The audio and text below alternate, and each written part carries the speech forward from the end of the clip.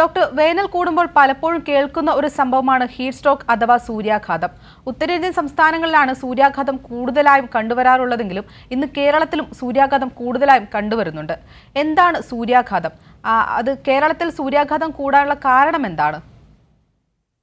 Normally നമ്മുടെ മനുഷ്യ ശരീരത്തിലെ താപനില അഥവാ ഹീറ്റ് ഉൽപ്പാദിപ്പിക്കപ്പെടുന്നത് പ്രധാനമായും രണ്ട് മെക്കാനിസം വഴിയാണ്. ഒന്ന്, അതിനുള്ളിലെ കോശങ്ങളിൽ നടക്കുന്ന രാസപ്രവർത്തനങ്ങൾ അഥവാ മെറ്റബോളിക് റിയാക്ഷൻ വഴി ഹീറ്റ് ജനറേറ്റ് ചെയ്യപ്പെടുന്നുണ്ട്. അതുകൂടാതെ നമ്മൾ ഒരു ചൂടുള്ള അന്തരീക്ഷത്തിലേക്ക് പോകുമ്പോൾ അവിടെയുള്ള ഫാക്ടേഴ്സും നമ്മുടെ താപനിലയെ സ്വാധീനിക്കുന്നുണ്ട്. സാധാരണ ഒരു ഹ്യൂമൻ ബോഡിയുടെ ടെമ്പറേച്ചർ നമുക്ക് എല്ലാവർക്കും അറിയുന്നത് പോലെ 36 ഡിഗ്രി സെൽഷ്യസ് മുതൽ 38 ഡിഗ്രി സെൽഷ്യസ് വരെയാണ് ഉള്ളത്.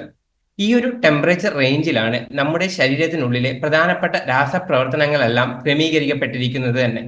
അതുകൊണ്ട് തന്നെ നമ്മുടെ ശരീരത്തിൽ ഈ ഒരു ടെമ്പറേച്ചർ റേഞ്ച് അഥവാ 36 മുതൽ 38 ഡിഗ്രി സെൽഷ്യസ് ക്രമീകരിക്കുന്നതിന് വേണ്ടി പലതരത്തിലുള്ള തെർമോ റെഗുലേറ്ററി മെക്കാനിസം വർക്ക് ചെയ്യുന്നുണ്ട്. എന്തെങ്കിലും കാരണവശാൽ നമ്മുടെ ശരീരത്തിലെ ചൂട് കൂടുകയാണെങ്കിൽ അഥവാ ആന്തരിക താപനില കൂടുകയാണെങ്കിൽ എക്സസ് ആയി വരുന്ന ഹീറ്റിനെ ഹീറ്റ് ട്രാൻസ്ഫർ മെക്കാനിസംസ് ആയ അതായത് കണ്ടക്ഷൻ, കൺവെക്ഷൻ, റേഡിയേഷൻ, ഇവാപറേഷൻ അഥവാ ബാഷ്പീകരണം മുതലായ പ്രവർത്തനങ്ങളിലൂടെ അത് പുറന്തള്ളുകയാണ് ചെയ്യുന്നത്. നമുക്ക് എല്ലാവർക്കും അറിയുന്ന കാര്യമാണ്, നമ്മളിപ്പോഴും ചൂടുള്ള ഒരു എൻവയോൺമെന്റിലേക്ക് അല്ലെ അന്തരീക്ഷത്തിലേക്ക് പെട്ടെന്ന് പോകുമ്പോൾ നമ്മൾ നന്നായിട്ട് വിയർക്കും. ഈ വിയർക്കുക എന്നത് തന്നെ നമ്മുടെ ശരീരത്തിൽ ചൂടിനെ കൺട്രോൾ ചെയ്യാനുള്ള ഒരു ഡിഫെൻസീവ് മെക്കാനിസമാണ്.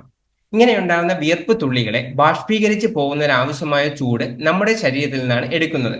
അതുകൊണ്ട് തന്നെ ഇത്തരത്തിലുള്ള ബാഷ്പീകരണം നമ്മുടെ ശരീരത്തിന്റെ ചൂട് കുറക്കാൻ വേണ്ടി സഹായിക്കുന്നുണ്ട്. പക്ഷേ ചില സന്ദർഭങ്ങളിൽ ഈ പറഞ്ഞ പോലെയുള്ള തെർമോ റെഗുലേഷൻ മെക്കാനിസം പരാജയപ്പെടാറുണ്ട്.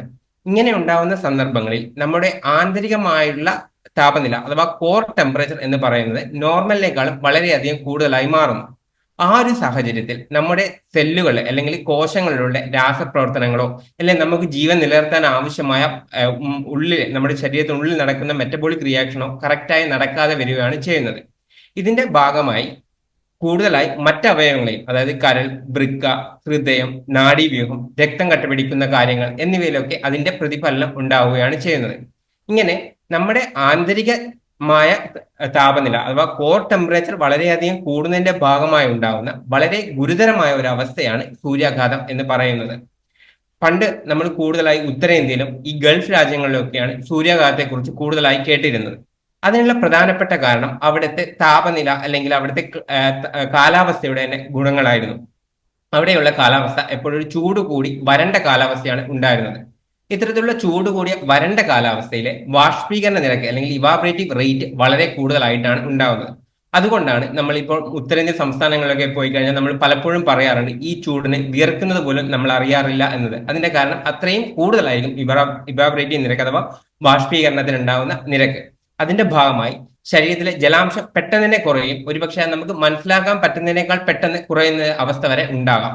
ആ ഒരു ഘട്ടത്തിൽ നമ്മുടെ ഈ തെർമോ റെഗുലേറ്ററി മെക്കാനിസം പരാജയപ്പെടുന്നതിന്റെ ഭാഗമായാണ് ഉത്തരേന്ത്യൻ സംസ്ഥാനങ്ങളിലൊക്കെ കൂടുതലായി സൂര്യാഘാതം ഒക്കെ റിപ്പോർട്ട് ചെയ്യപ്പെട്ടിരുന്നത്. പക്ഷെ ഇന്ന് കേരളത്തിലെ സ്ഥിതിയും വ്യത്യാസമാണ്. ആഗോള താപനത്തിന്റെയും മറ്റ് പല പ്രതിഭാസങ്ങളുടെയും ഭാഗമായി കേരളത്തിലെയും താപനില ഇന്ന് കൂടിക്കൊണ്ടിരിക്കുകയാണ്. അപ്പൊ അത്രയും പെട്ടെന്നുണ്ടാകുന്ന താപനിലയിലുള്ള കൂടുതലിലേക്ക് നമ്മുടെ ശരീരം പെട്ടെന്ന് അഡാപ്റ്റ് ചെയ്യാൻ പറ്റാതെ വരുമ്പോഴാണ് സൂര്യാഘാതം പോലെയുള്ള കാര്യങ്ങൾ കേരളത്തിലും കൂടുതലായി റിപ്പോർട്ട് ചെയ്യപ്പെടുന്നത്.